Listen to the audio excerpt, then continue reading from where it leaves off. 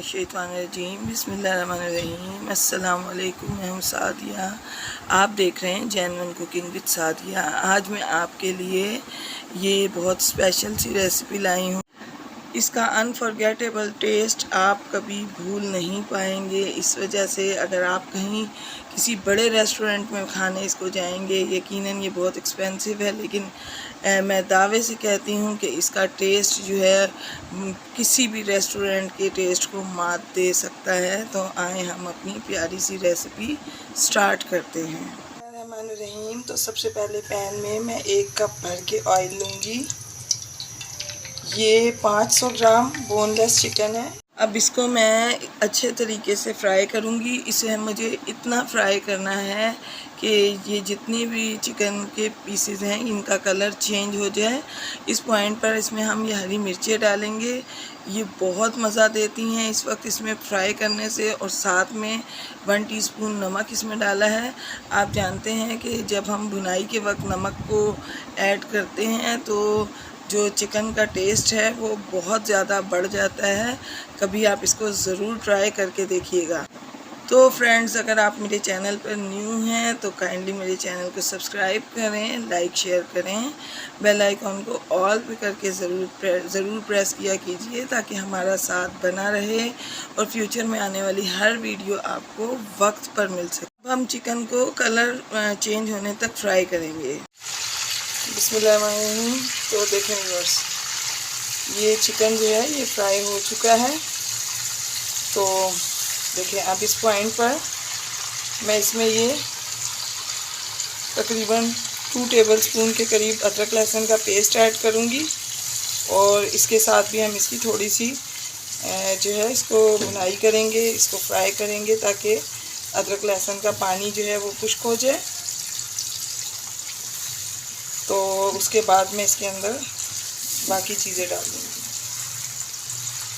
तो देखें व्यूअर्स, अदरक लहसुन का पानी भी जो है खुश्क हो गया है। ये 1 पाव टमाटर हैं जिनका मैंने पेस्ट बनाया है। ½ kg चिकन था तो मैंने इसमें 1 पाव टमाटर का पेस्ट ऐड किया है। अब हम इसको 10 मिनट तक कवर करके पकाएंगे ताकि ये टमाटर का पानी भी खुश्क हो जाए और चिकन भी अच्छे तरीके से गल जाए। तो देखें, टमाटर का पानी तकरीबन खुश्क होने पे है। इस पॉइंट पर मैं इसमें ये स्पाइसेस डालूँगी। ये 1 टीस्पून गरम मसाला पाउडर, 1 टीस्पून पिसी मिर्च, 1 टीस्पून साबुत धनिया है, इसे मैंने कूटा है, इसका बहुत अच्छा फ्लेवर आता है। और ½ टीस्पून काली मिर्च है, उसे भी मैंने कूट लिया है। 1 टीस्पून ज़ीरा और 1 टीस्पून चिली फ्लेक्स और नमक आपके सामने मैं पहले डाल चुकी हूँ। तो ये तमाम स्पाइसेस मिला के हम इसको अच्छी तरीके से मिक्सअप करेंगे। और इसके साथ ही ये तकरीबन 5 टेबलस्पून के करीब दही है, ये मैं इसमें ऐड कर दूंगी।